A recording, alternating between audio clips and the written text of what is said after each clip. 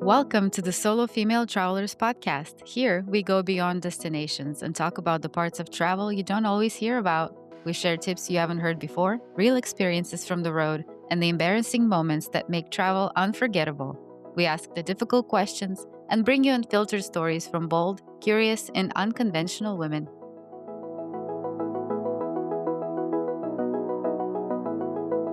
Welcome to the Solo Female Travelers podcast. Today I'm joined by Sabrina, a sex educator, TEDx speaker, and public speaker who's built a strong community around making sex conversations, intimacy, and connection feel more human and less awkward.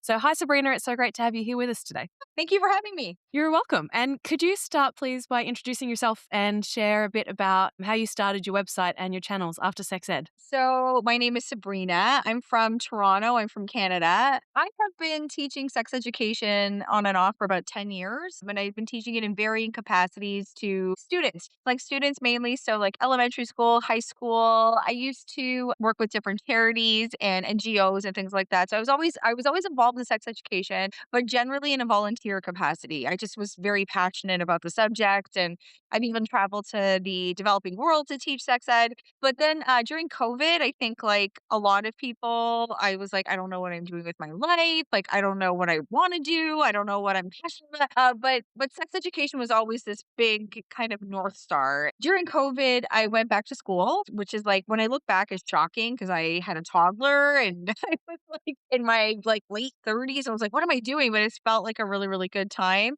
And I got a graduate degree in sexual health and rehabilitative medicine. Of course, it was all online because it was during COVID. And strictly for fun, I started a TikTok and a podcast just about the stuff I was learning. And it blew up and I got a big following. And I knew for a long time that there was a really big appetite for sex ed, especially for adults. And I called my company and my platform and everything after sex ed because for the years that I was teaching sex ed to kids, I had always noticed that the adults in the room would pull me aside and ask me a ton of questions. Like just nobody taught me that. I never learned those things. Can you help me? And sometimes the questions were like, I've never used a tampon. How do you know if a condom breaks? And sometimes the questions were like, I've just had a baby and I haven't had sex for a year. Like, when am I going to feel better? So I just felt like there was all these questions always kind of coming at me. And I called it After Sex Ed, my platform, because it was like everything that happens like after. And it specializes after sex ed, or I specialize in adult sex education because I feel like I have a very big place in my heart for grown-ups that, need the education because we still need it. And there's this expectation that when you're an adult, you know everything. But like you don't. You really don't. And I feel like that expectation is that you just magically know everything, right? Like the knowledge just comes to you one day, just kind of magically out of thin air, which is not the case. It's not the case. I've had people like parents, people that have had children that are like, I've never had an orgasm or, yeah, I'd never used a tampon or, like, where can you find porn that's like good or like, where can I get a vibrator? Like, there's so many dimensions to sex education, especially when you're a parent. Like, you've had sex, there's proof of it. Like, you did it. There's like this really big assumption that you know all of these things, but like, you really don't. It's like, it's not like we're teaching people properly and people are learning on the fly and whatever. I feel like there's better ways that we can do this.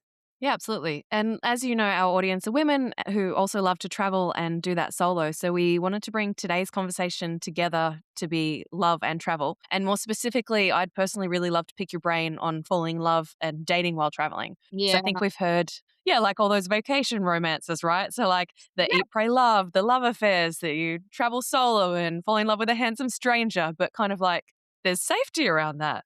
And I don't know if many of our listeners know or if you know, but I actually met my ex-husband on a solo trip. So we were both in Tanzania.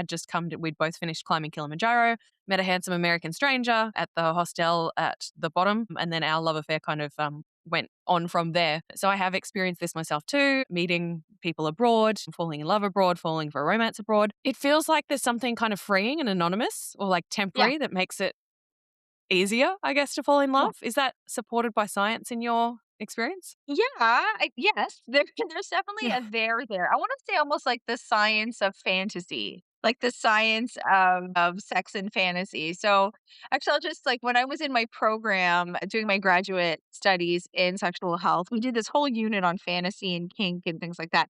And our assignment was to everybody like write down a fantasy that they have, and we had to submit it into this like student and portal where everyone got to read each other's fantasies anonymously. Anyways, there was a major theme running through a lot of the fantasies, which was just like change of location. Like in a common fantasy they had was like, I'm in this place, like nobody knows me, or even like I'm on a train, and there's a sexy stranger there. I'm like somewhere else. And there is this kind of like expectation almost that when you're away, you're like different and you leave all your like troubles behind and stuff. So even in people's minds, when they're fantasizing about sex and about intimacy and all of it, this theme of like, I'm somewhere else is like, yeah, that's like very popular. The best way to put it is like, in order to enjoy sex and to like it and to have fun, it's not just like what you have, like what you have in front of you. It's also like what you don't have to worry about. And if you don't have to worry Yeah. about the everyday stuff that you're always worried about, it can be so freeing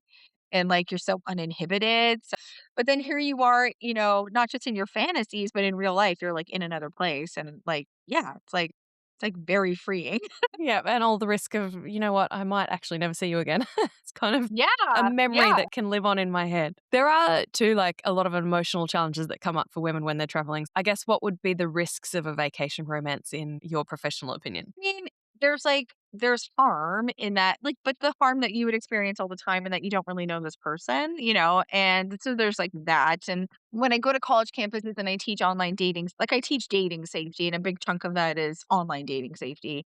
Some of the tenets of staying safe when you're dating online, it has to be the same thing when you're like dating in another country or meeting somebody else because you don't know those people. So if you are going to, go on a date or, have this romance with a stranger, that you don't know in another place, Godspeed, sure. I get that. I think everybody gets that. Everybody loves romance, but I think it should be important to do a little bit of like a background check if you can. And I always say that in terms of just like online dating to my students. Like, do they have Instagram? Do they have LinkedIn? Like, have a little peek. So, you can make sure that they are who they say they are. And if you're going to go anywhere with them when you're away, like, please do take a screenshot or something of their profile, or maybe send like, if you have a picture of them or something, send it to somebody and tell that person where you're going. Like, as far as like being safe is concerned and the prevention of harm so people know where you are, and going to places that this is a new place, this is a new city for you. So I know you're not going to know all of these places, but I would say like try to keep it public, like public places and spaces in that sense, in that you're doing the best that you can to keep yourself safe from harm. But the other kind of like harm, I guess, that you can be exposed to during like a romance would be that you really fall in love with that person and you can't be with them anymore, which is hard. And I've been there too. But I mean, I guess, if you is that a bad problem to have? Like, I don't know. Like, I had always joked well, my marriage was 12 years and our divorce was finalized last year, but I always joked that my husband was my most permanent souvenir that I had brought home with brought home with me. Because yes, in a lot of cases, so after we met, had to be a long distance relationship, right? He lived in America, I lived in Australia. We had a night together. It was a wonderful, fabulous night. And it just so happened that we did keep in touch and we did start speaking on the phone every night, and it did progress into a long distance relationship. We then ended up married. We have a beautiful 4-year-old son now. I think with that is a really good point, though, of just kind of trying to, yes, let yourself enjoy the romance and the Yeah. novelty of it, but then also keeping a bit of a ground in safety. So I have just taken a trip myself to Hawaii. I was in Hawaii over New Year's this year. And I did meet a handsome stranger who I'm probably never going to see again. And it was fabulous. It will live on in my memory forever. But one thing that I did have with me is an AirTag. And that AirTag was shared with my father back home and with my best friend back home. So that, yeah, they can look, I'm a 38-year-old woman. I have no problem with my parents knowing my exact location, especially when Yeah. I'm overseas. So, like, just Yeah. that was something that made me feel a little bit more safe. Yeah, and I think it's great for everyone to. I know it's like it's the listeners, or this is a solo female travelers group, but like I think it is worth noting that whenever I do go to college campuses and talk about online dating safety, and I know it's different than travel, but there's a lot of the tenets that are the same. Like, make sure the person is who they say they are. Do a little bit of background work, like send your location to somebody so they know where you are. whenever I say this to a classroom, like, usually the young women are already doing that. They're like, "Yeah, I know." And the young men tend to be a little bit bewildered, and they're like, all of that?" It's like, "Yeah, all of that. Yep. Like, you should do all of that." Yeah. What you're talking about kind of touches on the next question that I was going to ask. Because, yeah, let's imagine that you do meet someone handsome or beautiful on vacation and things progress. What does healthy boundary setting actually look like in real life when you're meeting someone while you're traveling? Oh, man, I feel like in order for me to speak with any real authority on it, I need to go on a vacation and meet a handsome stranger. There you go. Will you do some like research for us? I mean, I've been with my partner for so long, but like I'm always kind of like navigating spaces of like dating and consent and sex because that's like my world. I'm always talking about it. Setting healthy boundaries. I'm thinking about like in general, like let's just not talk about vacation for a second. Like in general, people respecting your no is the best way to see. And it's not a sex thing. That's just like, I don't want to go to that bar. Or like, I don't want to walk down the beach at night, like, you don't have to explain why, like, you just maybe you're not ready for that because it's dark and, it's deserted and things like that, right? So, like, setting boundaries, like, if you're on vacation or if you're at home, there's a lot of crossover. A lot of it is the same, right? Like, you'd wanna go to places where you feel safe. If you're not comfortable being, like, let's say, alone at night walking down the beach, then you should be able to say that. And as far as, like, consent and boundaries and all of that is concerned, like I always say to people and I always say to my students, like, your decision to say yes or your decision to say no to sex or anything is private and it's personal, and you don't owe anybody any explanations or justifications or apologies for either of those answers. Like, you don't have to explain yourself to anyone. So, like, as an example, like if you're, on vacation, you're feeling really free and you're feeling really great and you're drinking and they're like, have another drink and do this or come to this place. Like, come back to my hotel or whatever, right? Let's go swimming. Let's go skinny dipping at night. And you're like not feeling great about it. You're like, maybe not. Like, these are all kind of like mini tests, right? If they're like, come on, why not? Like, you don't have to justify yes or no to anybody. You can just say no. It's a full sentence, you Yeah, know? I was about to say no is a full sentence, and I love that. Yeah. For me and myself, I think I struggle with that little voice is myself in my head. So when I was in Hawaii over New Year's, my personal boundary I set to myself was like, right, I'll get to know this person, but I'm not getting on the back of this motorbike with a stranger. And then the next morning, I was Yeah. like, I am getting on this motorbike. I So know. that boundary setting was the voice in my head that actually needed to be reined in. But agree, like no is a full sentence, and you shouldn't feel pressured. If you do feel pressured, that's kind of a red flag, right? Especially if you're in Yeah. a country that is not Yeah. familiar.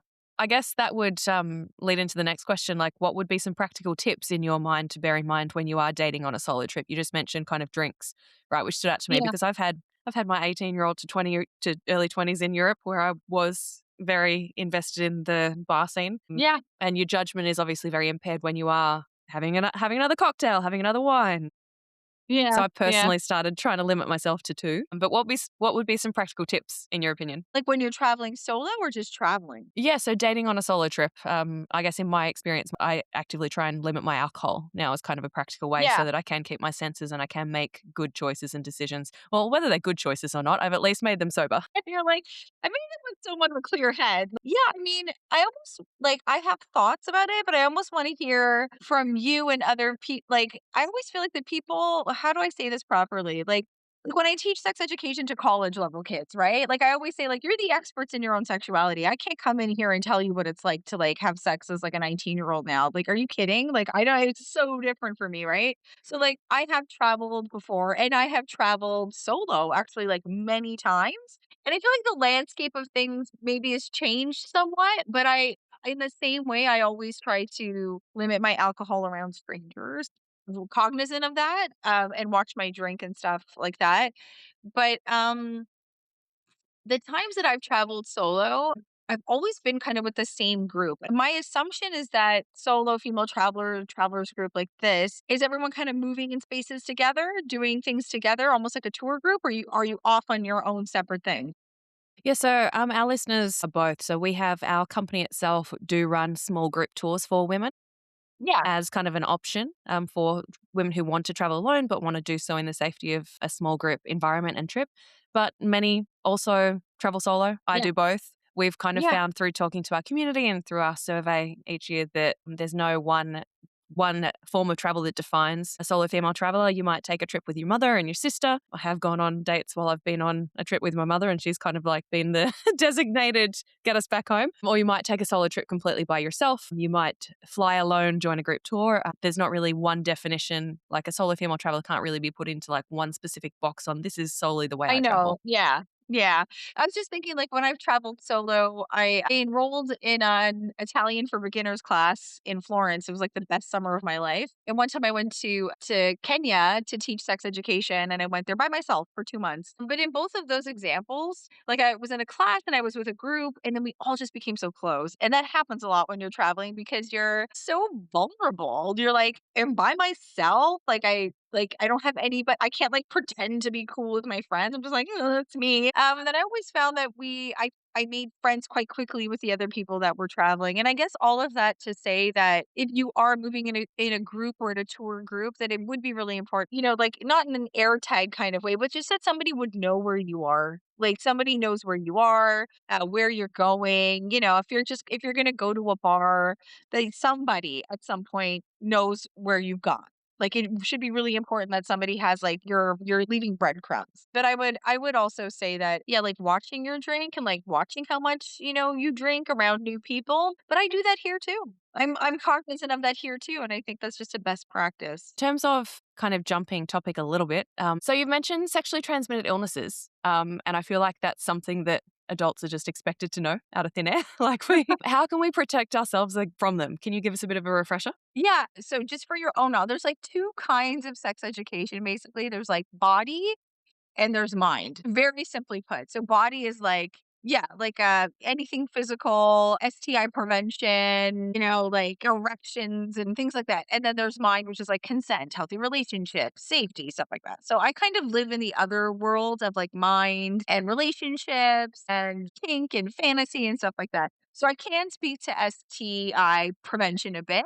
Although just with a scooch of a grain of salt, that even I'm like learning things all the time. And that they're actually called STBBIs now, at least in Canada. So sexually transmitted and bloodborne infections. But like protecting yourself, I mean, I still don't understand like condom use has actually dropped really significantly with like college age kids. And I think the education that I received around condoms has just like changed dramatically by generation. So I think it's really important that if you have younger listeners, like hear me when I say that, taking the morning after pill or taking plan B or something like that, while like I understand that it feels like you've got this secondary step to like just in case you've got that thing in your back pocket where you can actually, bring it traveling with you in certain countries. I think it would really depend. Like you might be able to get it over the counter, you might not. But something like Plan B or the morning after pill, like this does not prevent against STBVIs or any kind of infection.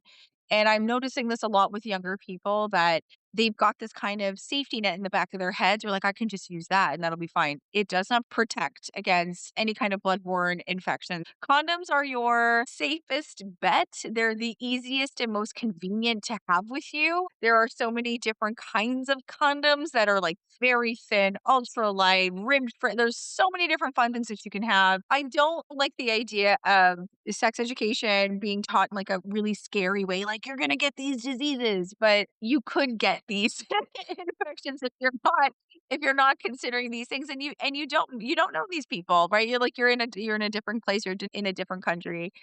And asking people to wear protection, you having protection with you is smart. And it's smart. You're prioritizing your safety in many different ways. I do want to say that chlamydia is one of the most common sexually transmitted infections that like exist. Gonorrhea is quite high as well. And the number one symptom for both of those is no symptom at all.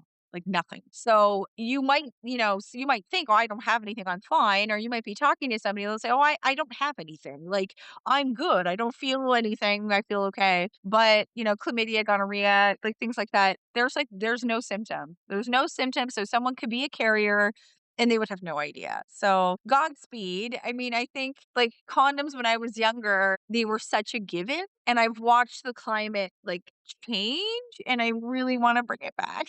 Like, it's just safe. It's just so much safer. Well, and if you have them with you as a female too, then there's no, like, you have control over that, right? Yes. And the more control you have, I Yes. found that gives you a bit more confidence with being able to follow, yeah, follow your desires and Yeah. follow the romantic notions. Because if you're putting that on a stranger, you don't know their level of responsibility. Like you said, if they have been with other people regularly, Yeah. their history, that type of thing. Yeah.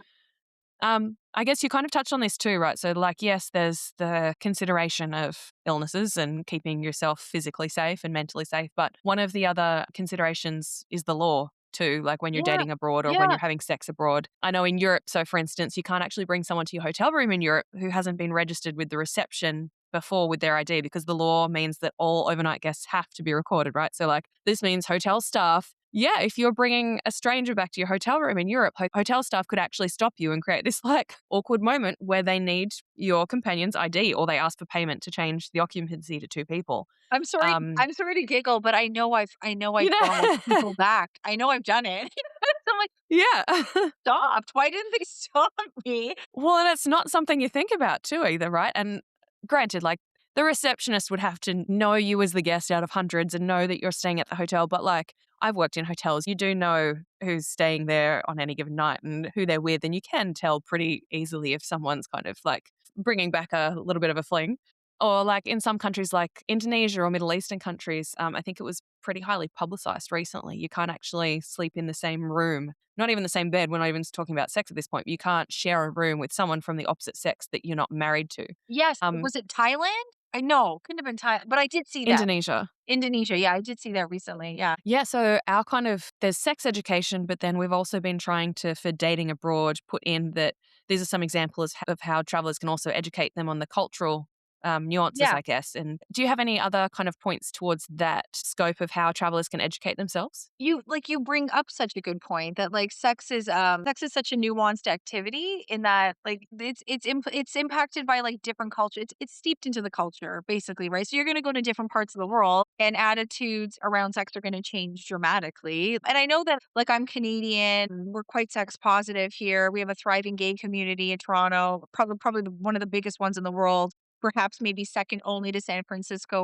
or New York. It's quite big and wonderful. But that's not to say that everyone here is, sex positive and queer friendly. Like there's all kinds of different nuances.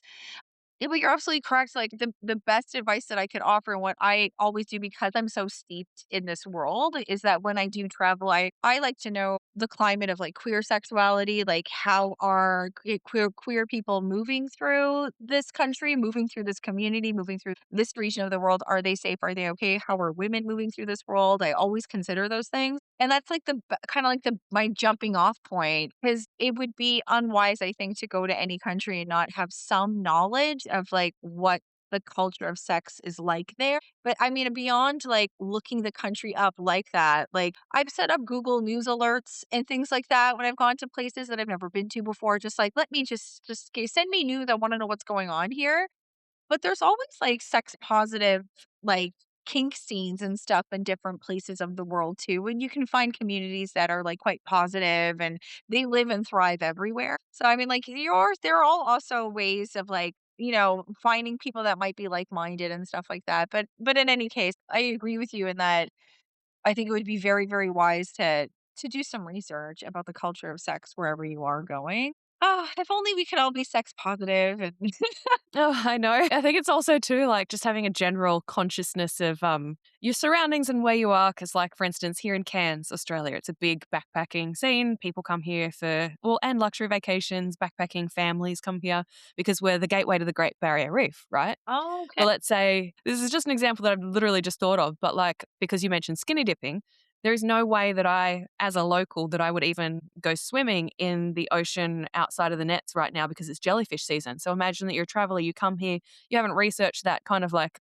nuance knowing that it's jellyfish season, then you take your gear off and get hot and Yeah, heavy in the ocean and then yeah, like yeah. you got an addition of like jellyfish while Oh you're my god, can you imagine? connected to someone in the ocean. But just kind of like, yeah, so I guess it's more, I guess, what we were trying to come at too about traveling abroad is that it's so important to be conscious of the sex education side of things, also the Yeah. safety side of things. Yeah. I hate to add something else for women to need to research, plan, and consider, but then just also some general destination awareness, I guess. Yeah, and like, now that we're talking about it, I wonder, because it, like, happened to me that when I was, like, traveling abroad, if I if I need the morning after pill, can I get it here even? Like, I never consider things like that, and I think it just added on your little checklist or to-do list, or, like, if you even, like, regular things like travel can really throw off people's kind of pH balance in their body. A new sex partner or any kind of, like, like, sex activity can throw off the pH balance in your body. So, like, if you get a yeast infection or if you get BV or something like that, like, do you know where to access those things when you're there? Like, for some places, you could get over the counter antibiotics. But in other places, like, you can't. You have to go to a doctor and you'd have to get a prescription and then you'd have to get that filled. And, like, so do you have the capacity? Like, or do you have health insurance? Like, to know, like, it would be wise to know things like that because that stuff happens. And if pick up, let's say, an STBBI or a yeast infection or something on your travels, like, you want to get to it quite quickly. That's the best advice is as soon as you believe that you've got it, go see a doctor. So, like, I guess, mapping all of that out for yourself, getting the proper medical insurance and things like that. Knowing if you need a prescription for things would be wise too. And that's definitely something I take for granted here in Australia, that the morning after pill has always been something that I know is available to me here, that I can just go to the pharmacy and pick up if I need it. That's not the case in other countries. And I want to finish by talking about your TEDx talk. You mentioned that we're heading into what you've called a third sexual revolution, and I've been really interested in that concept, where Yeah. romance, empathy, and real connection are coming really back into focus, and not just about being sex positive, but being more emotionally and relationally aware. So, could you explain what you mean by that third sex revolution, and I guess why you think romance and connections are such an important part of it? Like, I could talk about it forever, and that's what my TED Talk is about, and you only have 18 minutes in a TED Talk, and I swear, like, my original was, like, 3 hours long, so I was like, I have so many things I wanna say, but very briefly for your listeners, politically, we have had 2 sexual revolutions so far, and one was in the '20s around the suffragette movement. Women are gaining access to voting and labor rights and things like that. And when women get access to these things and have more choice and have more freedom, like, sexual behaviors shake up. That's always the case. So the '20s was the first sexual revolution, and then around the '60s was the second. '60s, '70s, birth control pill, abortion rights, queer rights is the second wave. They're about 40 years apart, and if you're counting, that means that, like, we're quite overdue for the third. Like, if we're tracking and trending the same way, where we either had it and we missed it, or it's coming. It's coming, and I think that we're, like, in it. I think it's kind of cresting, and I think with the sexual revolution, the second one, free love, like the hippies and stuff like that, I love that, and I am sex positive, and it really did capitalize on this feeling of sex is on your terms, and you can have it in a way that feels really right for you. So it doesn't necessarily mean that you have to be married or straight or have a baby. You can just have fun and have sex and have it on your terms. But I do think that this, like, kind of, like, hyper need to, like, exploit and sex selling kind of got everywhere and kind of got thrown at us. And this is coming from somebody who's very sex positive and very much in support of sex work, and I'm porn positive and all those things. But I can also acknowledge that I think that oversaturated quickly. I think we're all feeling it. Like, there's just sex is coming kind of at you everywhere. But then in tandem with that, there's, like, not a lot of intimacy and places and spaces to, like, connect with each other. And the internet, just like all of these other technological advancements that we've had throughout history, has really changed the way that we've had sex. And I think a lot of people, if they think of the internet, they would think, oh my God, we're having so much more sex because of it, because we have so much more access to each other. But that isn't true. Like, we're not really having much more sex. Like, the quantity hasn't really gone up all that much. It's kind of like, oh, like, bounced around, but it's been kind of the same. So in my TED Talk, it's an amalgamation of, like, hearing the things that I hear with the students that I teach. And I feel like young people are usually at the precipice of, like, revolutions. They're the ones that kind of indicate what's coming next. But it's also like my clients that are, like, roughly my age, like millennial, like, dating again, and, like, parents, and they're talking about things too in a way that's really different. And I also pulled data, like porn trends and what we're looking at. And all signs are pointing, for me anyways, to romance. So in my TED talk and in my career, I look at porn trends a lot.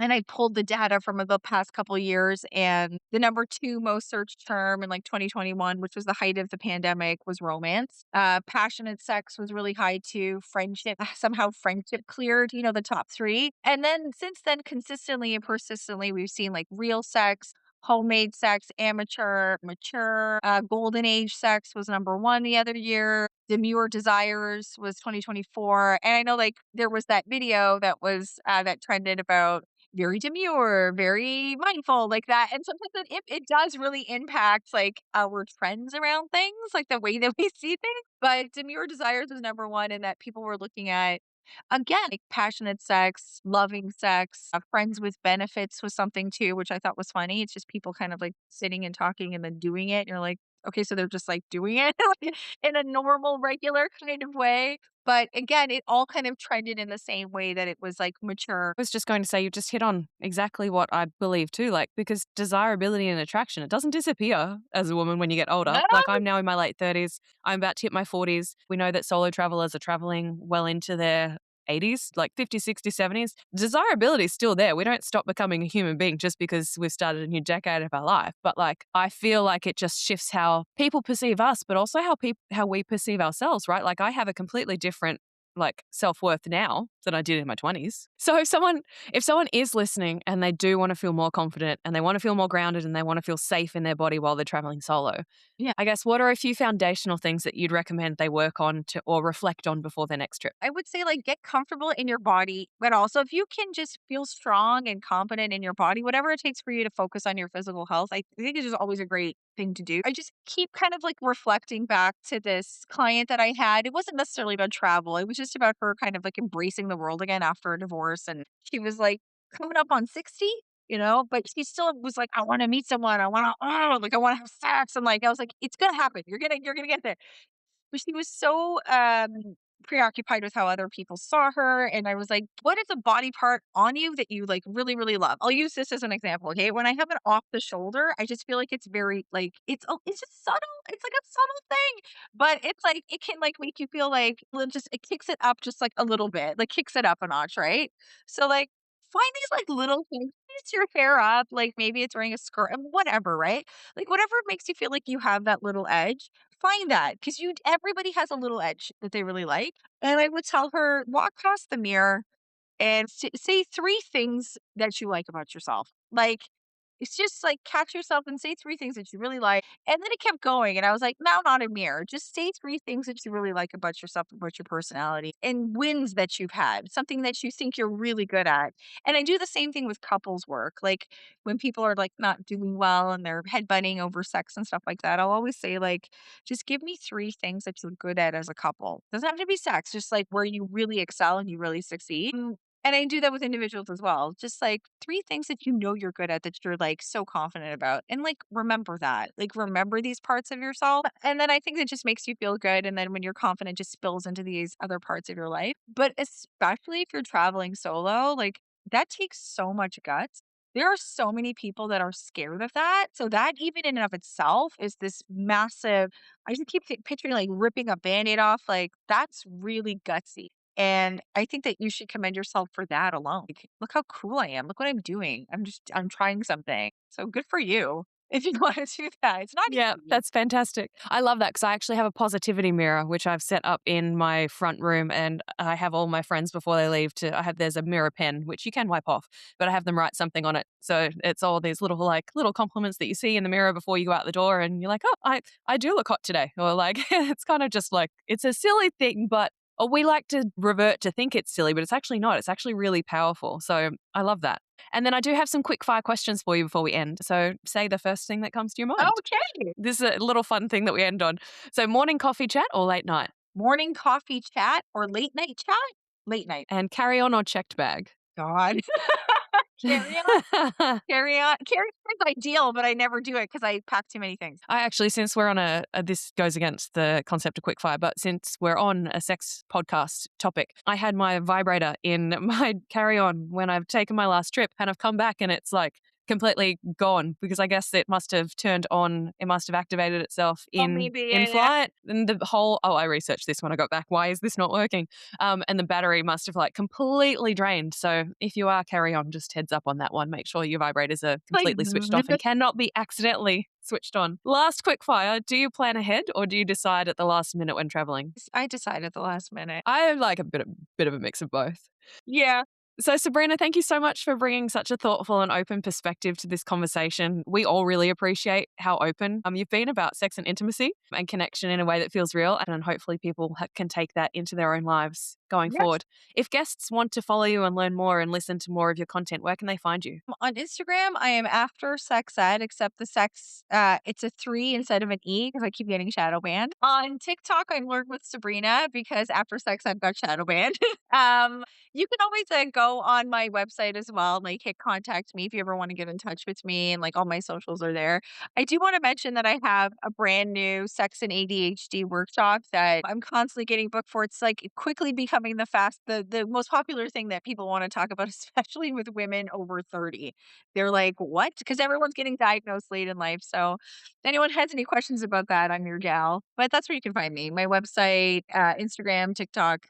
I'll be there. Sounds great. And we'll put all of Sabrina's links in the show notes as well. So if today's conversation has inspired you to explore the world with more confidence and more intention, whether that's feeling clearer about your boundaries, your safety, or the kind of connections that you do want to have, come join us on one of our solo female travelers women only tours around the world. And you can find all the details at www.tours.solofemaletravelers.club. And it's time for this week's embarrassing travel story. We'll call it In the Dark. This one is from Anonymous, and here's her story. During a high school trip to Italy, I went by myself to a leather goods shop in Piazza Santa Croce because I wanted to get my mom a good handbag. I was kneeling down looking at some bags when the lights went out. I thought it was a power loss until I heard the metal shutters in the front of the store shut. I cried out, yet no one heard me. It took a while to find my way in the dark. I saw a door and opened it, but it was the workshop. Because I couldn't see well, I accidentally smeared my hands with leather polishes and paints, and then touched my face and shirt with my dirty hands. Eventually, I found another door that led to interior patio. No one replied to my calls for help, but I found a phone. I called the police, read the store's address from the shopping bag, and explained in a mix of Spanish and English what happened. Soon thereafter, a police officer knocked on the metal door and told me that he would get the owner. People outside realized someone was stuck inside the store and began to gather around. The police officer and the owner arrived, both laughing. When the metal doors were pulled up, the crowd joined them laughing. The very handsome officer greeted me and tried to be cool. He asked the owner something and pointed towards the bathroom. Then he mimicked putting soap on his hands and washing his face. I soon found out why the crowd was laughing. My face was covered with brown and black handprints, as was my shirt. 6 years later, I returned to the store with my family. I found the owner and I began to tell him the story. It took him a minute to remember, but then he began to mimic putting soap on his hands and washing his face. All of us had a good laugh. He gave me a little change purse as a gift. Oh, I love this. Some things that are just so embarrassing in the moment make for such great memories and stories to share for generations to come. Thank you so much for sharing your story with us. If you have an embarrassing travel story of your own, we'd love to hear it. You can submit yours on our website at www.solofemaletravelers.club.